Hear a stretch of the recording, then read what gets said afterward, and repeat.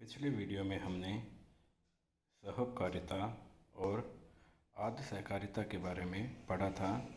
इस वीडियो में हम जीवों के मध्य अन्योन्य क्रियाओं के अंतर्गत सहभोजिता के बारे में पढ़ेंगे। सहभोजिता क्या होती है? जब दो साथ रहने वाली भिन्न जातियों के जीवों में से एक जाति के जीव को लाभ होता हो लेकिन हानि किसी को भी नहीं होती हो, तो इस प्रकार के संबंध को सहभोजिता कहते हैं। सहभोजिता के मुख्य उदाहरण निम्न हैं। अधिपादप एपिफाइट्स, ये पौधे स्वपोषी और छोटे होते हैं। सघन वनों में भी प्रकाश की समस्या होती है। अधिपादप प्रकाश व आर्द्रता प्राप्त करने के लिए दूसरे वृक्षों के तनों, शाखाओं और पर्णों पर चिपके रहते हैं। इनमें दो प्रकार की मूलें होती हैं। अनुलग्न मूलें, जो अधिपादप को दूसरे वृक्ष के तनों या शाखाओं पर चिपकाने का कार्य करती है। दूसरी निलंबी मूलें, हैंगिंग रूट्स, जो आर्द्रताग्राही गुंठिका या वेलोमन नामक मर्त्यस्पंजी ऊतक के आवरण युक्त होती है, जिनकी सहायता से ये मूलें वायुमंडल की नमी, ओस या वर्षा आदि के जल को अवशोषित करते हैं। प्रकाश की उपस्थिति में ये अपना भोजन स्वयं बनाते हैं। अतः अधिपादप जिस वृक्ष से चिपके रहते हैं उस वृक्ष को इनसे किसी प्रकार की हानि नहीं होती। अधिपादपों के उदाहरण हैं वेंडा और अन्य आर्किड्स। तो इस प्रकार हमने सहभोजिता के अंतर्गत देखा कि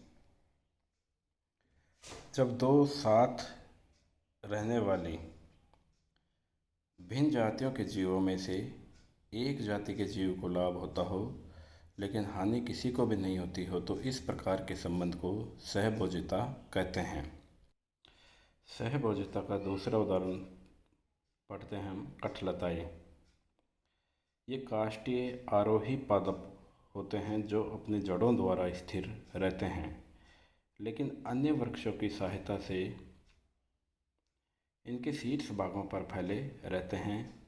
नम उष्णकटिबंधीय वनों में ऊंचे वृक्षों की सघनता के कारण नीचे के स्तरों की वनस्पति को पर्याप्त प्रकाश प्राप्त नहीं हो पाता। इसी कारण कठलताएं प्रकाश ग्रहण करने के उद्देश्य से दूसरे पादपों के सहारे ऊंचाई पर पहुंच जाती हैं, जहां पत्तियों को फैलाकर प्रकाश ग्रहण करके भोजन का निर्माण करते हैं।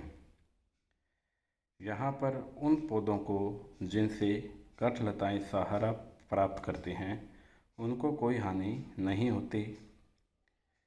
उदाहरण हैं कठलताओं के बोहेनिया की जातियाँ टेनोस्पोरा और बोगेनवेलिया।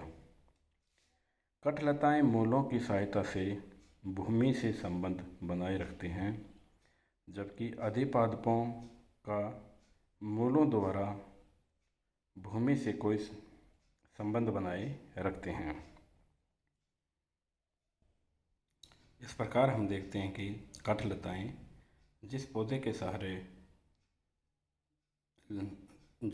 सहारे चढ़ती हैं या ऊपर के भागों पर फैली रहती हैं पौधे के, उन पौधों को ये कोई हानि नहीं पहुंचाती,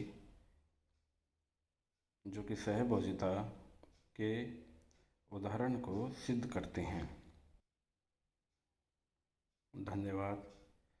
इस प्रकार इस वीडियो में और पीछे के वीडियो में हमने जीवों के मध्य होने वाली अन्योन्य क्रियाओं के अंतर्गत धनात्मक अन्योन्य क्रियाओं के बारे में पढ़ा।